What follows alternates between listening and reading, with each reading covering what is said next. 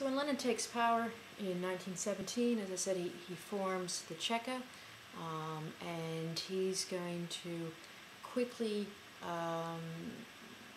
gain power of the important forces to stay in power. So a secret police is formed.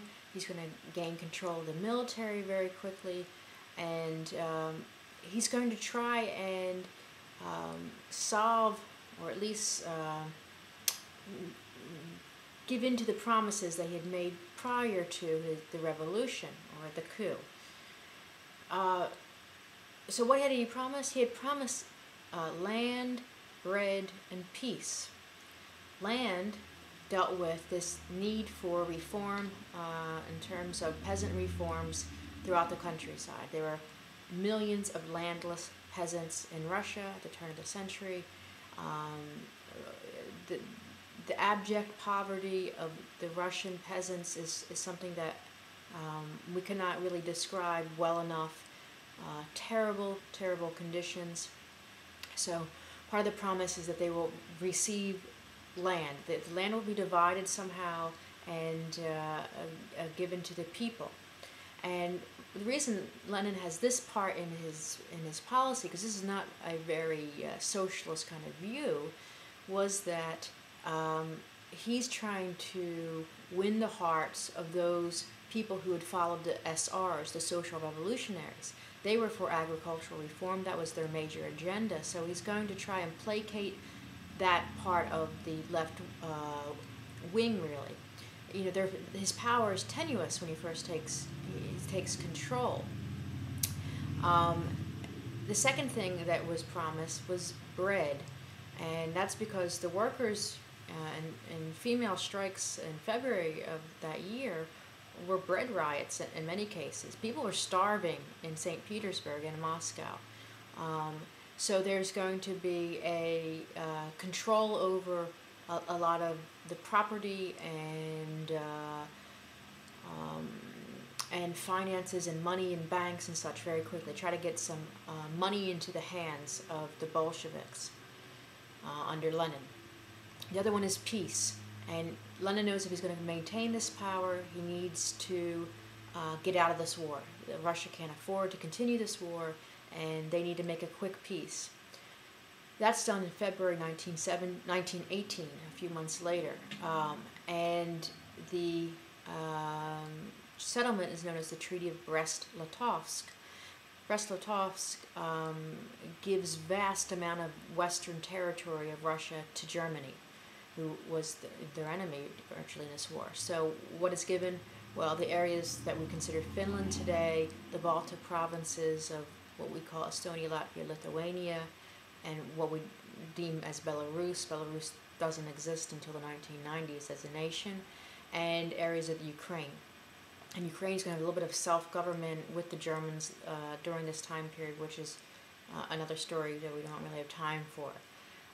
Treaty of Brest-Litovsk is going to last for 8 months, so the Germans are going to occupy the western regions of Russia, but it's going to give Lenin a time to gather his forces and to take full control of Russia. One of the things they're going to do is they're going to take over the banks and seize property of the rich.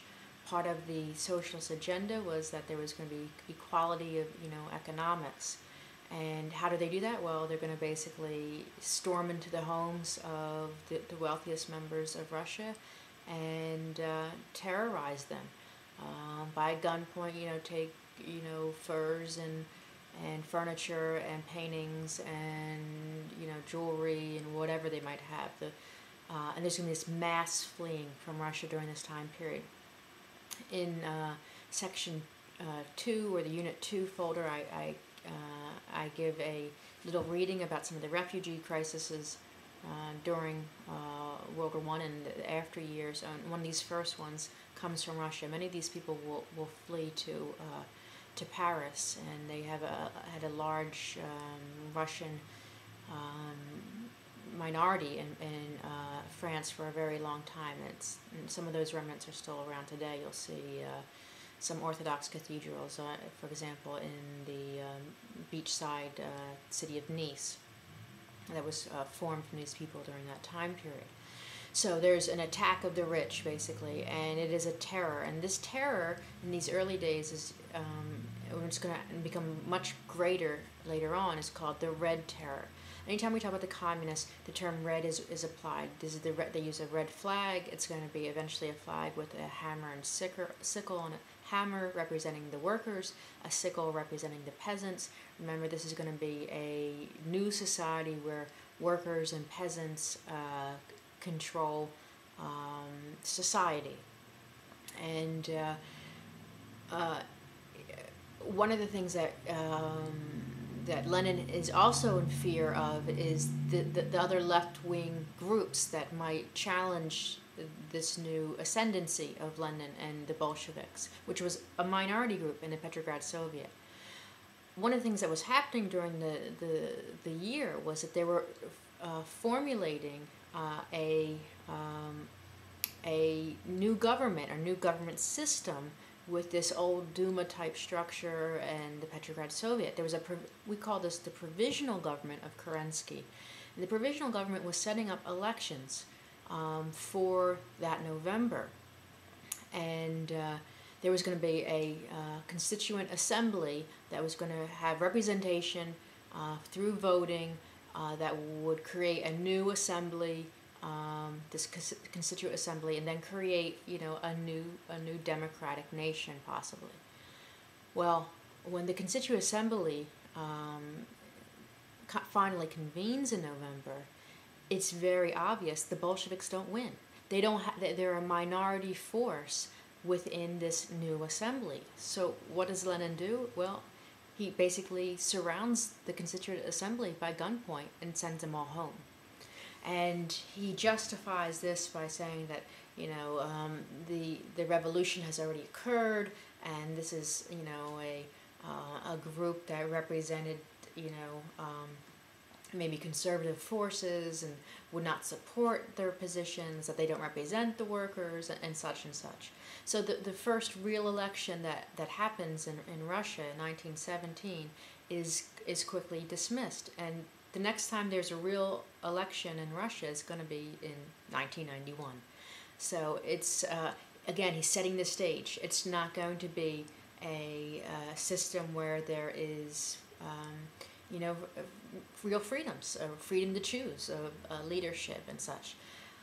There's going to be censorship immediately under Lenin. There's going to be terror used by secret police.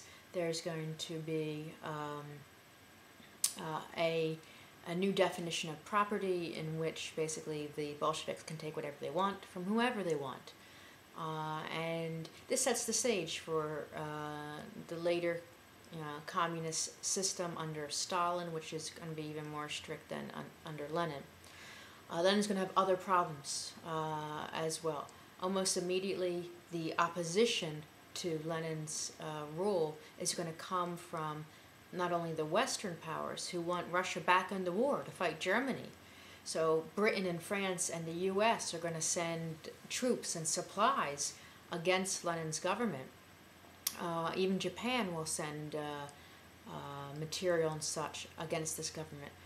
That force is going to be a loose conglomeration of various groups, and they're going to be known as the Whites. So the civil war will break out almost immediately for those against Lenin's rule, and Lenin's going to be called the Reds, and all those others who are against Lenin are going to be called the Whites, although the Whites do not have any kind of unity. There are those who are former monarchists who are trying to lead a revolution or a knocking out of Lenin to bring back the Tsar. There are those who are like the SRs trying to bring back some kind of liberal system where they'd have power, so there's socialist forces. There are various former military leaders. There's this large conglomeration who try to dismantle Lenin's government. Under the leadership of Leon Trotsky, who's going to be the Red leader for their military organization, is going to be a brilliant strategist, and in the end, the Reds win in 1921. The Civil War ends, and that's over.